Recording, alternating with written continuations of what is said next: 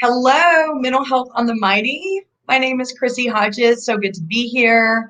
I usually do a monthly video talking all things mental health from the lived experience perspective. So always grateful to be here to share with you some of the things that I go through as someone living with a mental illness, and also in my career supporting people who have OCD. So a couple things about me. First, just wanted to thank Mental Health on the Mighty for always letting me be here and talk about these really, really important topics. And I'm just always grateful to get to reach more people so we can learn more about mental health and break down stigma. And that's what we're going to do today. We're going to talk about OCD. But first, so I'm Chrissie. I'm a certified peer support specialist here in the state of Colorado. And I work with people worldwide providing consultations for referrals to therapists because OCD therapy is specialized, which I'll talk about here in a little bit. And I also do my best to provide peer support. I'm the author of Pure OCD, The Invisible Side of Obsessive-Compulsive Disorder. Again, I'll talk about what that means in a minute. And I'm the co-founder of OCD Peers.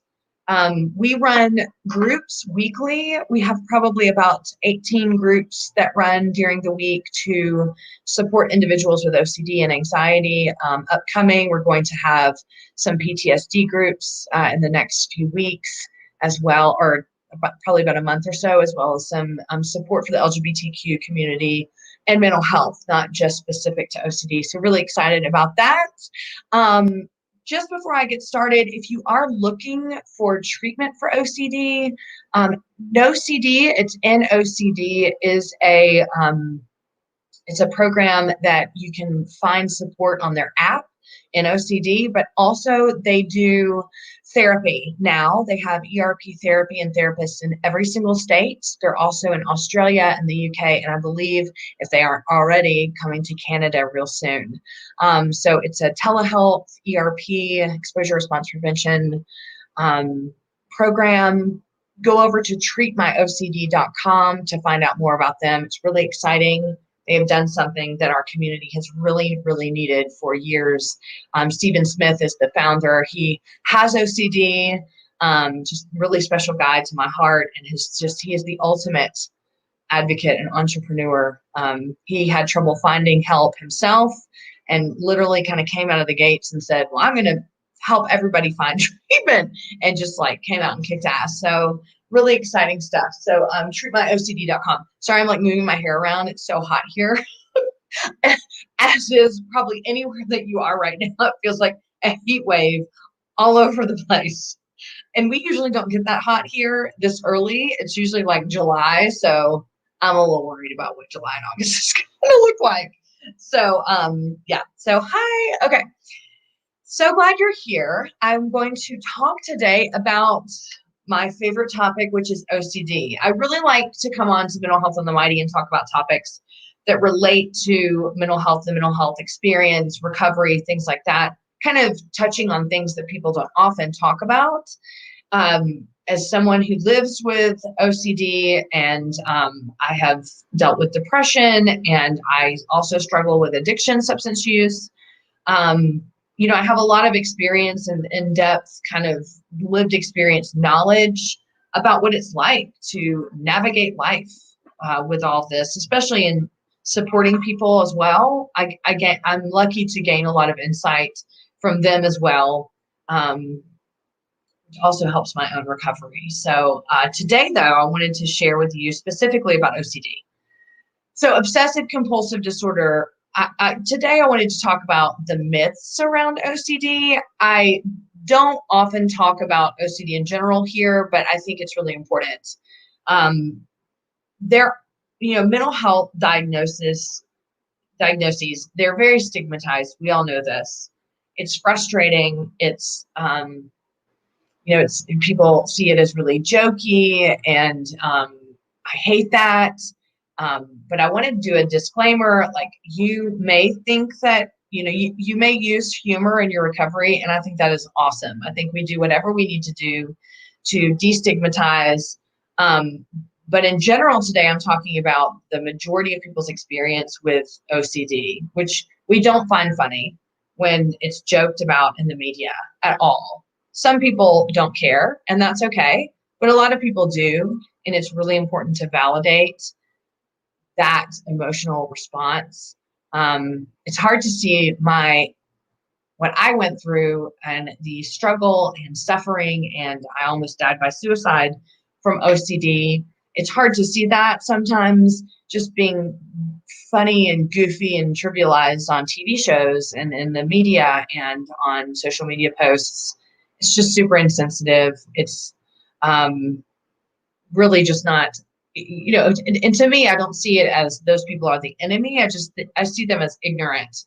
And I don't mean that as a insult. Just when you're ignorant, you don't know what you're saying can be harmful or hurtful. And a lot of people, perpetuated by the media, think that OCD is this funny, quirky joke that everybody has a little bit of. And that's simply not true. And that's what we're here to do today, to bust down some myths about OCD. So if you have loved ones, or if you know someone and you feel like this could be beneficial, save this video, download it, and show it to them. I'm someone that lives with OCD. I work with people with OCD. I have a lot of knowledge about some of these myths we're about to go over and how they can be really harmful when people are seeking out recovery, and how other people's reaction to OCD and how serious or not serious they can take it can also contribute to symptoms. Okay, so I have about 5 or 6 that we're going to go over. Oh, yay. Hi, Megan. Thank you. Appreciate that. I have a few that we're going to go over, and in the process of going over these, I'm going to talk to you a little bit about my experience and kind of what I do advocacy about, and I'm really excited to be able to share this with you. A lot of people don't know this stuff about OCD, and so it's really, really fun that we get to talk about it, and I get to share with you some of the stuff that I've been through and what our community lives with. So myths about OCD. Okay, the biggest one is this: when you have OCD, you're really organized and clean. Oh. Now, these are called themes. When we talk about OCD as a whole, obsessive-compulsive disorder, there's an obsession, there's the compulsion, which is a behavioral response to intrusive thoughts. And then the disorder makes it into something that causes someone to suffer. So you may be thinking to yourself, I have to have my towels folded this way. I have to have my desk this clean so I'm productive. I have to do this or that. And that makes me so OCD. Well, here's the thing I usually tell people. Number one, if you enjoy it, I mean, you might not enjoy cleaning, but if you go, I like that I clean my desk off and then I can be productive all day. Yay. Nope, not OCD. You can say OC if you want, I'm so OC, but just leave the D off, right? Because it's not a disorder when it's not causing distress, when it's not impeding on your ability to be productive. And so this feeds into the myth that, well, if I'm organized and I like to clean, I'm a little bit OCD. No, you're not. No, you're not. If you like doing it, then you don't have OCD. Now, some people might mistake that they like doing compulsions because the compulsions bring relief. But generally, you are suffering because of these symptoms. So I'll get to that in a second. Let me actually just mark that off. Okay, actually that's number 2. So yay, these two will intertwine. But first, let's go back. Cleaning and organizing. I am not clean. I mean, no, I just showered. Like, I'm clean. That's not what I meant. I mean, cleaning is not a priority of mine. Organizing is not my forte. My sister, Joy, is a professional organizer.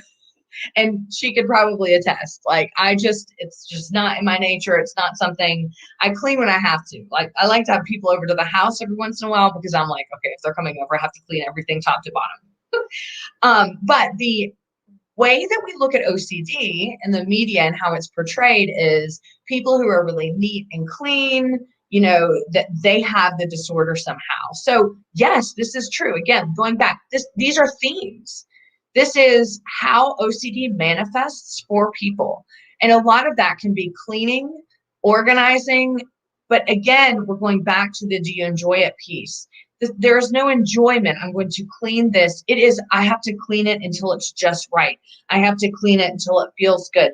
I have to organize this to where it's to the point where I feel okay about it. Well, in general, OCD, you never feel okay with things.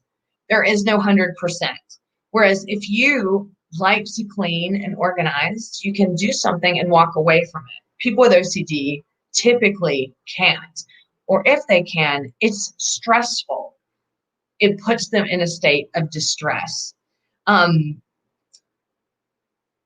last kind of study that I saw regarding like the amount of people that have organization and hand washing and things like that versus what I typically advocate for, which is called pure OCD. That's the community nickname. It's not a diagnosis. It's a community nickname. The last statistic that I saw was 67% of people have the themes of OCD that manifest with intrusive thoughts and mental rituals. So you may think of OCD and think monk or, as good as it gets, or whatever movies are portraying people that have, all these physical compulsions that you can see. Pure OCD, which is the community name for individuals that have intrusive thoughts with mental rituals, you're not going to see their compulsions unless you're really close to them and you're very aware of them. You might see someone, stuck in rumination or avoiding or mentally reviewing or things like that, but they're very, to the naked eye, you don't really know what's going on. Now, typically, people don't even know that they have OCD. Number one, because of the first myth, everybody thinks it's cleaning and organizing. We got to stop that. we got to wipe that off the whiteboard and start over of what OCD is. So because of that, people who have intrusive thoughts and mental rituals go an average of 12 to 15 years before they know that they have OCD. It's diagnosable and treatable. That's such shit, right? It's so awful. And you may think, whatever, intrusive thoughts and mental rituals. No, it is absolute torture. People who have these types of OCD in general, it's torture. You are trapped in your brain. You are literally ensnared and you can't escape. So the other piece of this is that lots of people, the high percentage of people develop addiction to cope with OCD because they don't know what it is. And then when they find out it is, now they're dealing with two major issues. The addiction piece, substance use, has been what has kept a lot of people surviving through what they didn't know what was OCD. And then they have to navigate finding treatment for both. This is a really, really hard disorder. This is why I wanted to do this video, to communicate just how much disrespect we get in the media and how trivial people think OCD is. With that said, here we go to number 2 myth, that people see it as everybody has a little bit of OCD, and when they say things like that, they're insinuating that their OCD is helpful to them. I have OCD. Oh, I'm so glad I do because it helps me keep me organized at work. No, don't say that. Don't. Stop. If you do, stop saying it. If you have OCD and you think, well, thank goodness I had OCD because that made me X, Y, and Z, I get it, and that's fine if you want to say that, but you're doing a disservice to the entire community and for the stigmatization of OCD if you say those kind of things. And I have met with a lot of people that say, well, I had OCD and it made me a better athlete, or it made me a better. No, it didn't. No, it didn't. And I'm saying this, and you might want to crucify me in the comments, and that's fine, but there have been studies that disprove that. OCD does not make you better at things. In fact, OCD is going to make things more stressful for you. Did you become a better athlete because you were so disciplined because of OCD and that made you great? Yes, but maybe, but the end result is you were suffering more. So that doesn't make it better. OCD did not make it better. You may disagree with me, and that's okay. And you can continue to say that, but OCD is not a superpower. I hate it when people say that. I get so irritated when they say that, because if it's your superpower, then it's not OCD. We don't have a relationship with a mental health disorder that is like, yay, I'm so glad I have this. That's not the experience of people who are suffering from mental health, right? So when I think about having OCD, I think about who I've become because of it, right? I've been more vigilant. I've been more things in life that I could consider, okay, well, if I hadn't have had OCD, I may have gotten sick more because I have the fear of vomiting, and so I'm way more careful. Does that mean OCD helped me? Okay, maybe it did, but it also really hurt me because I was suffering every day, worrying about getting sick, right? So it's really important to understand that distinction. It's really important to not self-diagnose yourself too with, oh, I do this thing repetitively, so I have OCD. Oh, and it's my superpower because look, this is how good I am at this. It's not how it works. And what's her name? Dr. Evelyn, her name is escaping me. She's in Canada, and she has done studies with athletes who have OCD. And she has come up with statistics and data on how OCD tends to harm athletes more. You don't turn OCD on and off.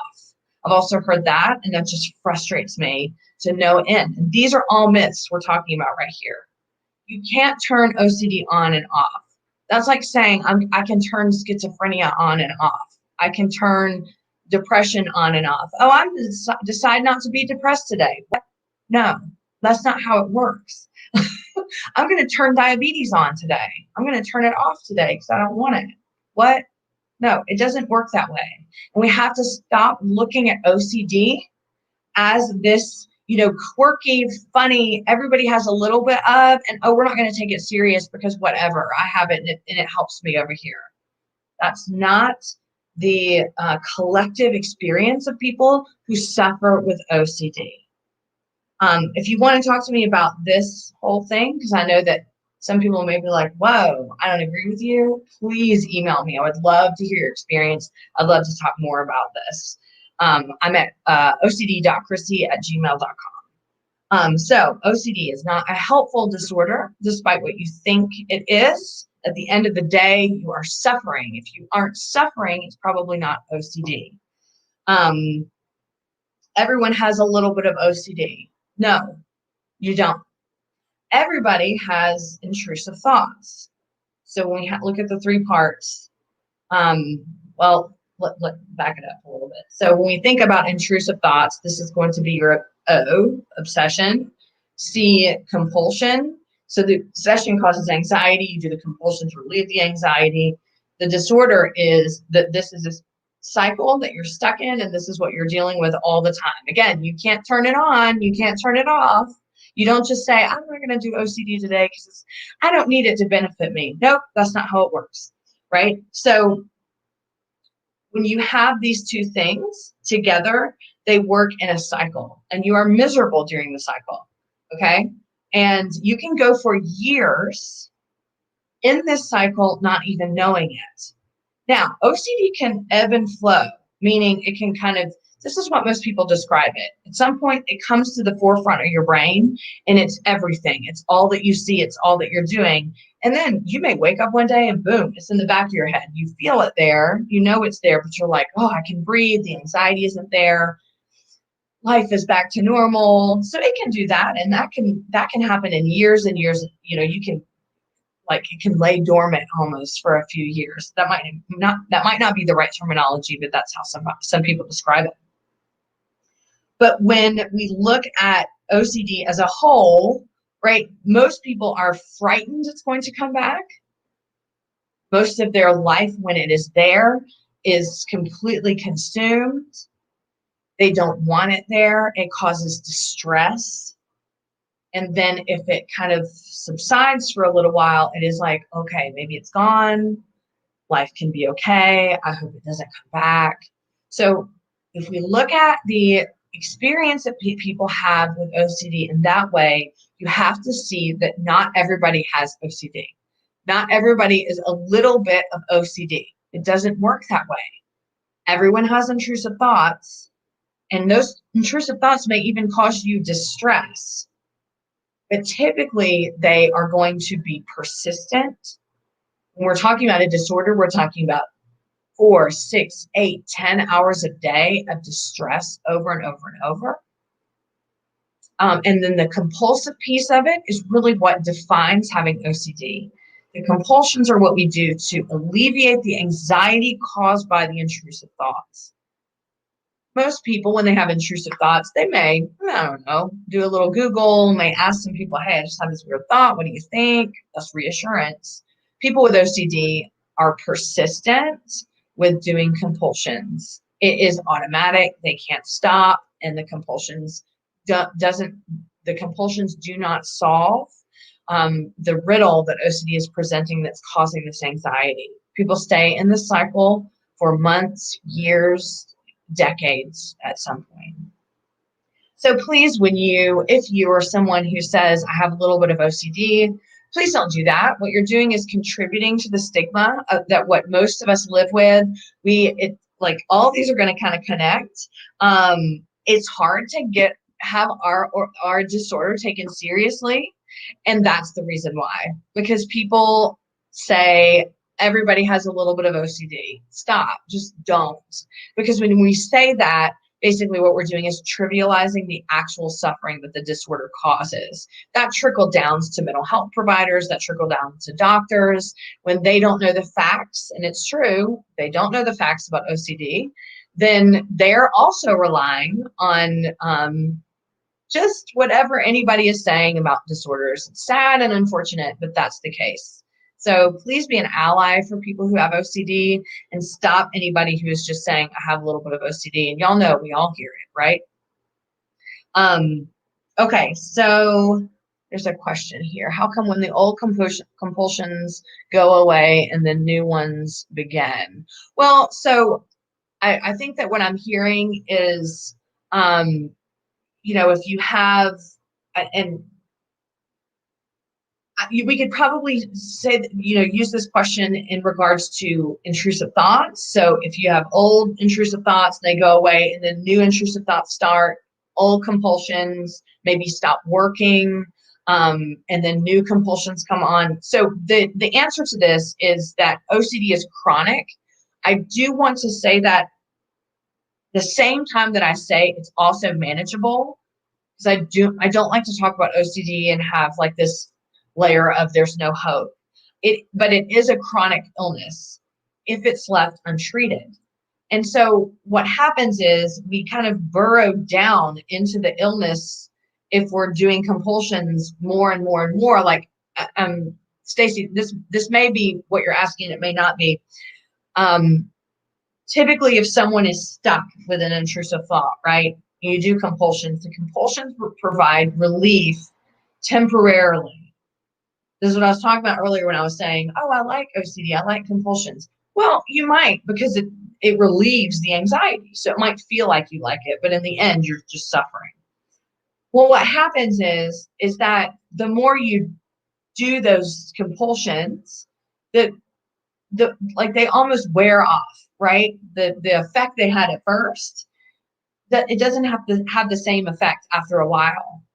So then you're going to develop more compulsions, or you're going to need to develop more compulsions in order to alleviate the anxiety when the ones that you originally had weren't working. So this is how you get deeper and deeper into the cycle of OCD in correlation to saying it's chronic. That's where it can become 24/7 for people, Whereas at the beginning, they might remember, oh, okay, well, I thought about this a couple hours a day. You know, a couple of years down the road, you're locked in 24/7. And a lot of that is because you're continuing to do compulsions. They're not working. You're digging deeper into that. And, and the same with intrusive thoughts. Maybe you have an intrusive thought, like, I meant to say this earlier. A lot of the intrusive thoughts that people have with pure OCD are going to be violent, sexual, blasphemous, health, even mental health. So you will get intrusive thoughts about things that, are challenging your, your likes, your dislikes, your morals, your values, your beliefs, and and OCD is ego dystonic. And so you have insight, like, what am I doing? Like, why am I worried about this? I all of a sudden, like, I'm sitting there and I see a knife and I look over at my husband and I think, what if I pick that knife up and stab him? Oh my gosh, why would I think something like that? That's an intrusive thought. And then, where most people can just kind of brush that off, or like, wow, I hope I don't kill my husband.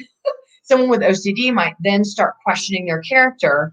The insight piece is, but I know I'm not a violent person. So then I start mentally reviewing, okay, did I kill ants as a child and I liked it? Have I ever wanted to hurt someone? So then you go into the cycle.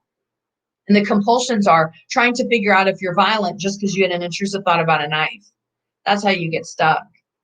Typical intrusive thoughts for OCD are going to be violent, intrusive thoughts just like that, harm to like kids, harm to animals, sexual intrusive thoughts about family members, sexual intrusive thoughts about kids. So we call that POCD, pedophilia themed OCD, sexual orientation OCD, where you know what your sexual orientation is, and then you're going, wait a minute, what if I'm not? Or like, what if I am gay? What if I'm straight? What if I'm bi? Or, gender, what if I'm transgender?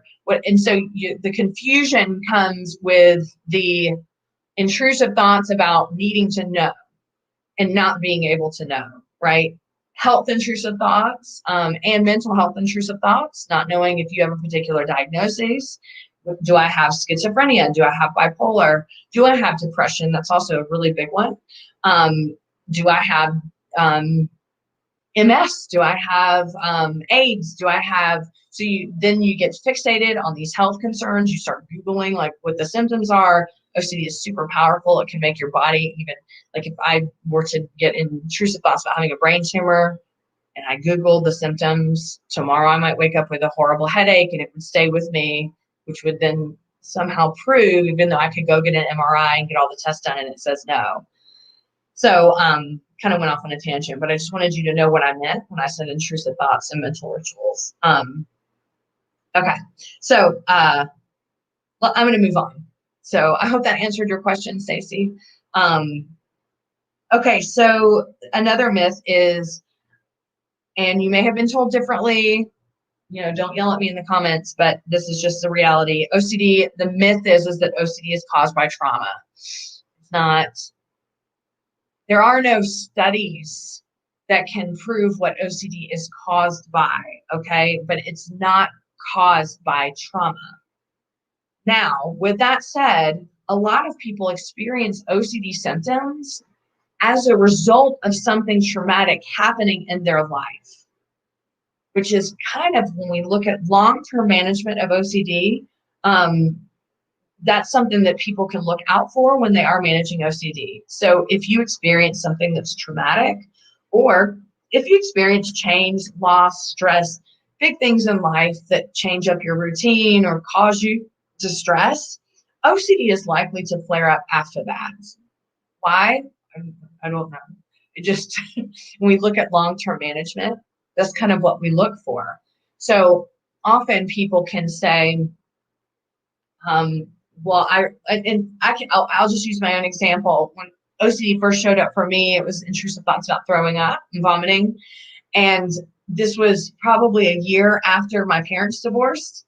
The trauma of that, I don't remember having any trauma about that actually, but the change from that, then I, developed symptoms about a year later.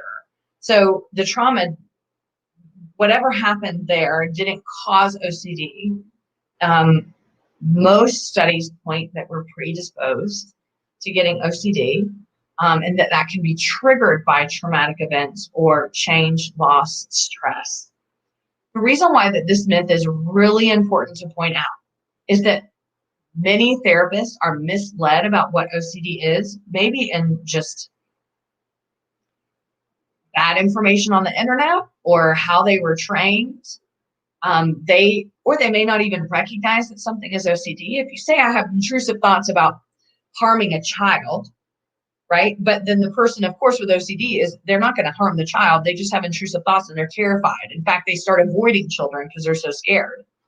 So the therapist who doesn't know about OCD is going to go, oh, we need to dig into your past and heal the trauma that you had that are making you have these intrusive thoughts. The problem with that is that there's no trauma causing the intrusive thoughts. So you can do healing work for trauma, and it's not going to even budge the intrusive thoughts, which then can perpetuate the fears that what if I really don't have OCD and these thoughts are real?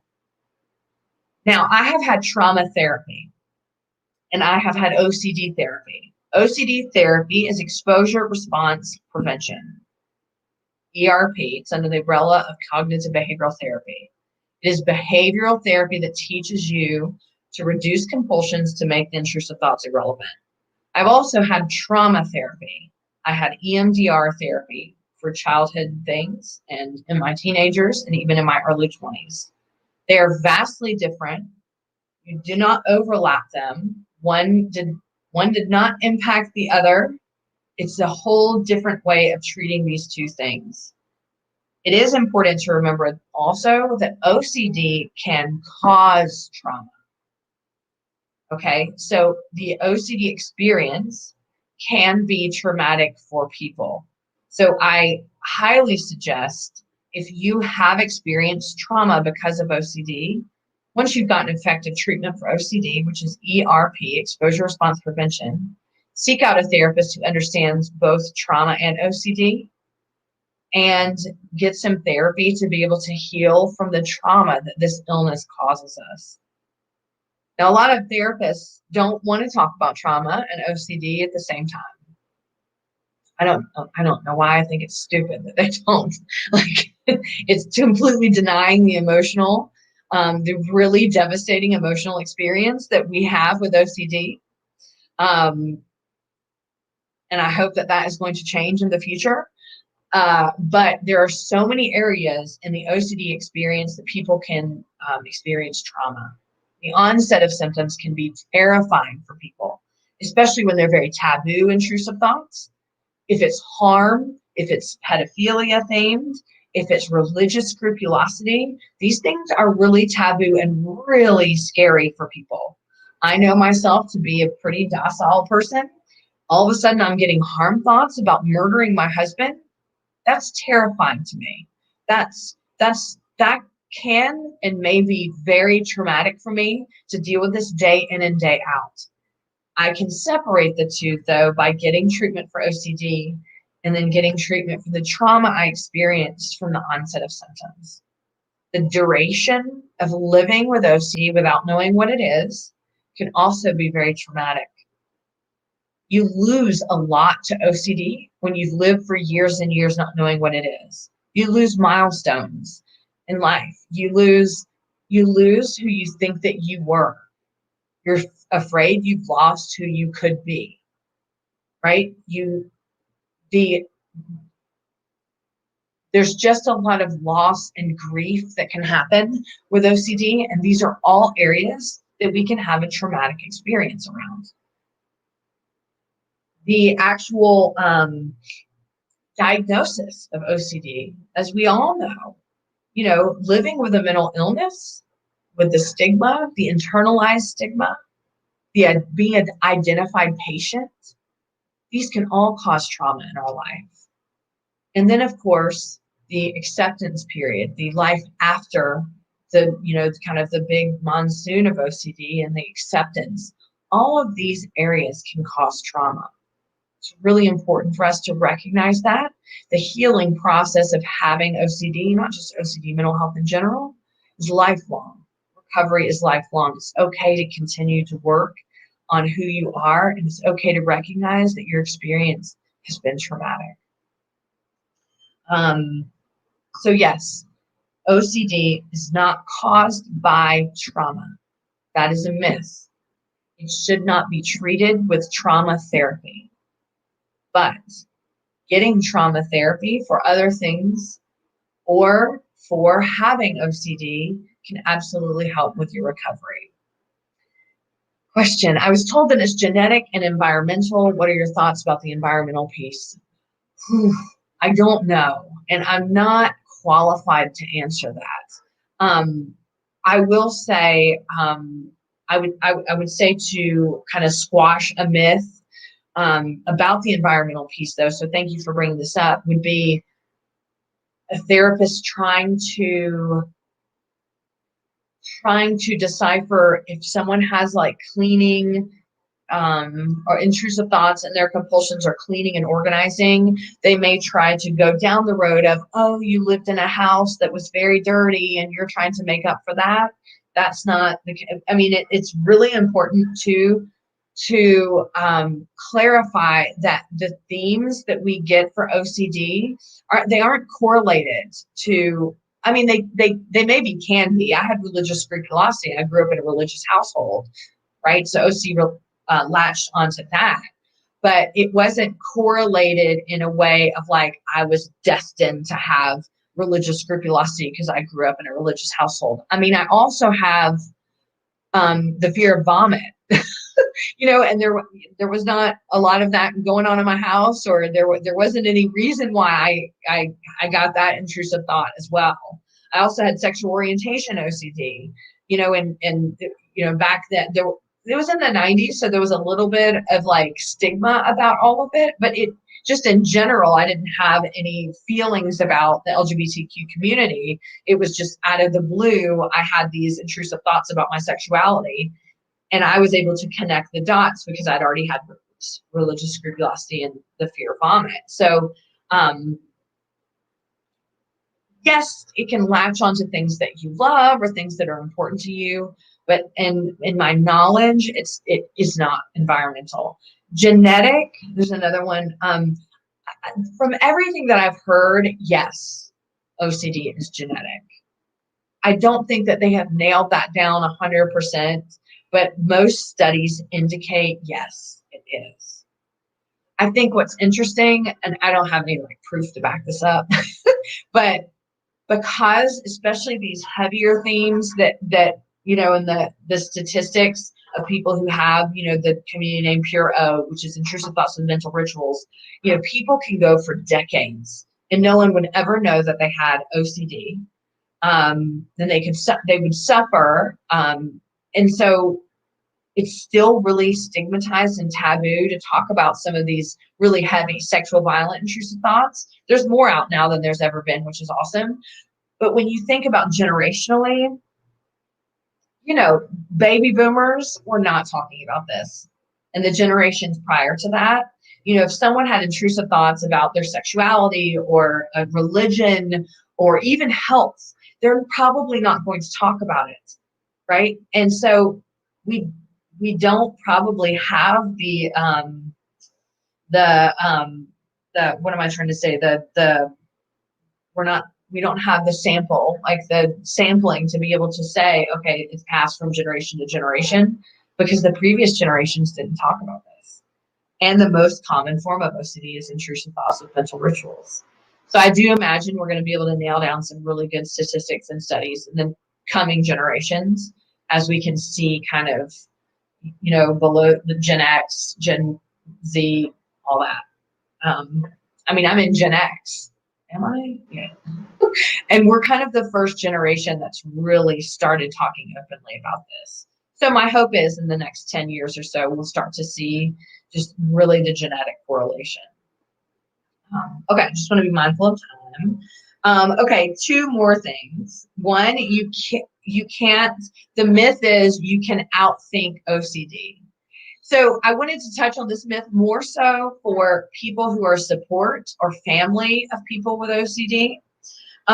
When, you know, when I have intrusive thoughts and I'm stuck with an intrusive thought, my go-to compulsions are reassurance, avoidance, and mental review usually, and reassurance seeking. I just Googling, yeah. And oh, I'm sorry, rumination. And so the thing is, if you don't understand OCD, you're only going to relate things back to your own experience. Okay, so your own experience is, I have intrusive thoughts about whether or not I'm going to, grab a shovel and smash my dog's head in, right? That's a horrible intrusive thought, but lots of people have that. They're afraid of it, right? But if a normal person has that thought, they're like, whoa, that's awful. Why would I think that? I love my dog. I'm just not going to think about that anymore because I would never do something like that. Well, that's because they don't have OCD. And so they can think that and then rationalize their way out of it and be like, oh, I'm going to hug my dog now, and I'm not going to think anything like that again. We can't do that. That doesn't work for us. I could hug my dog all I want. That doesn't mean the visuals aren't still coming and I'm terrified and I want to cry. When really, I wouldn't even want to hug my dog, because what if I accidentally did something or lost control and I couldn't imagine doing that and I was so terrified, right? So people with OCD, that's the hardest part, is when people are just like, I just don't think about it. Oh, just think positive. Oh, you can just think the opposite of that. No, it doesn't work like that, because OCD doesn't operate in the brain area that uses logic. You're using logic. I'm not going to harm my pet, right? I know that. I can trust myself with that. I know that I'm not going to harm my pet, but my brain isn't using logic. It's using fear. It's using the fight, flight, or freeze. I have this intrusive thought. I get triggered of like, oh my God, what if this happens? Why would I think that? I am in fight, flight, or freeze.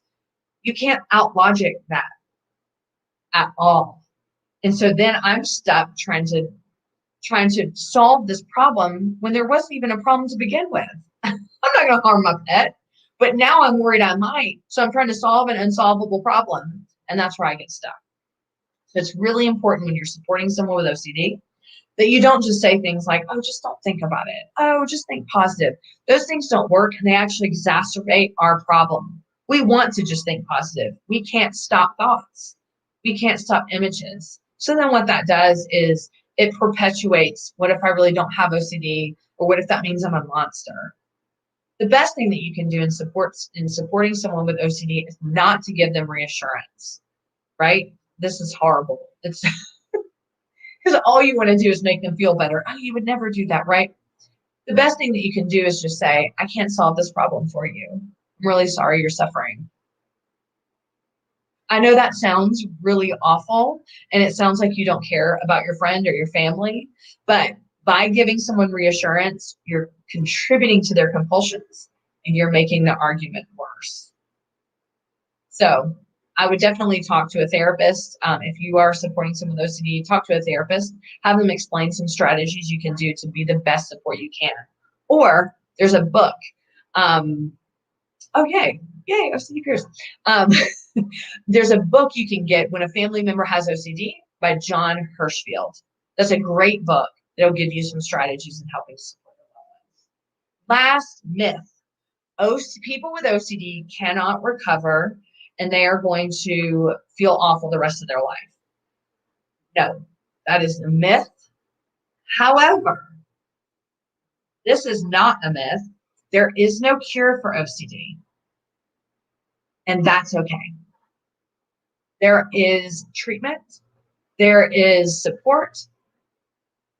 It is like having any illness that is going to be lifelong, but every day you can continue to work on your awareness around it.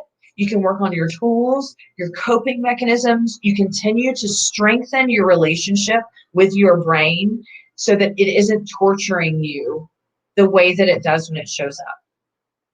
When OCD shows up, again, because we're going all the way back to the first myth, when it shows up, people aren't aware that they have OCD if it's not fitting the stereotypical OCD, hand washing, cleanliness, outward compulsions, right? When you have it where it's intrusive thought, mental rituals, it's like getting hit by an imaginary truck and you're frozen and you don't know what to do and you're terrified and you don't see it as OCD because you don't recognize it.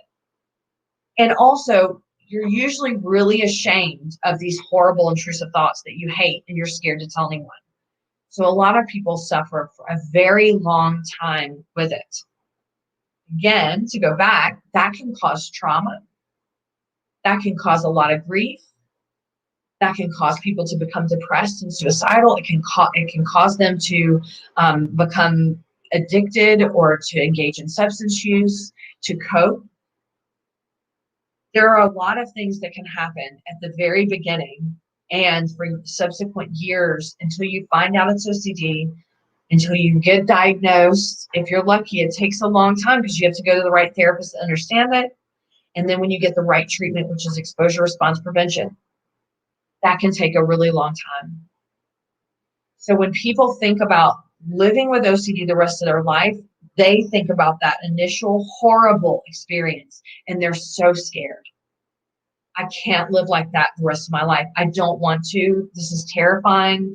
I can't be that person. I can't do this all the time. So that's why it's so hard to hear that there's no cure, because we just want it to be gone. We want to be okay. We want ourselves back, right?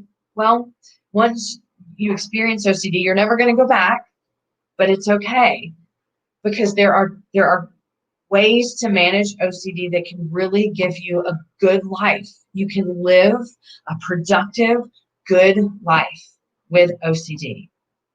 The myth is you can't. The myth is because there's no cure, you will suffer every day.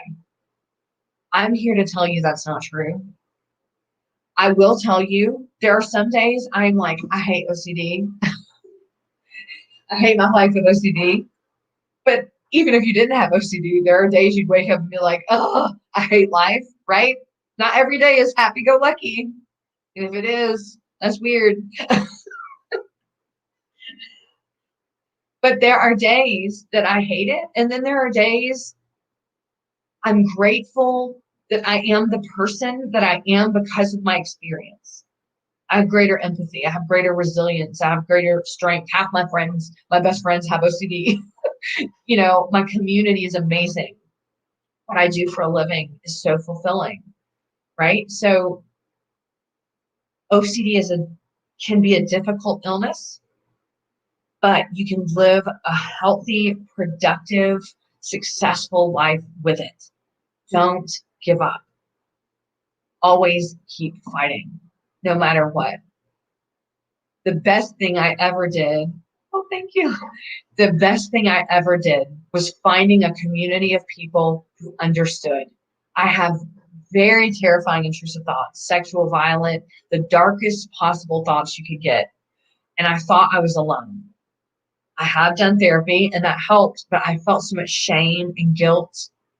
When I found the community of people who just got it, that's where the bulk of the healing came from. Even on days that I suffer still, just knowing I'm not walking alone. There are human beings all over the world that get it and that would love me anyway, regardless. That is healing, my friends. Find your community. We have OCD peers. If you want to join groups, ocdpeers.com.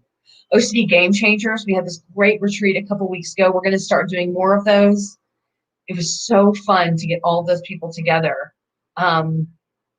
Follow me on Instagram. I have a great group of people that comment all of my stuff. I'm at Pure O Chrissie. There's all kinds of fun stuff in the comments sometimes because I'll drop the truth bombs about OCD and people are like, ah. Find those people because you're not alone. And I know it feels like you're alone. OCD is a debilitating illness. It can be really, really hard, but you can live a good life. So I want to thank you. This was a long video. I hope that you could take some good stuff away from it. I know some of the stuff I said you might disagree with, and that's okay too. I'm always still learning about people's experiences, and I would love to hear from you about your experience as well. If you're looking for peer support for OCD or referrals to therapists, that's what we do in my practice. ChrissieHodges.com if you're looking for support groups, OCDpeers.com. And if you just want to check out OCD Game Changers, we've got a lot of cool stuff coming up, or follow me on Instagram. Until next month. Oh, and happy Pride Month. Yay! We're doing a lot of cool stuff on Instagram at OCD Game Changers for Pride Month, including a virtual Pride parade. Yay. It's going to be so fun. I look forward to seeing you next month. I'm not sure what my topic is yet, but I'm sure I'll come up with something.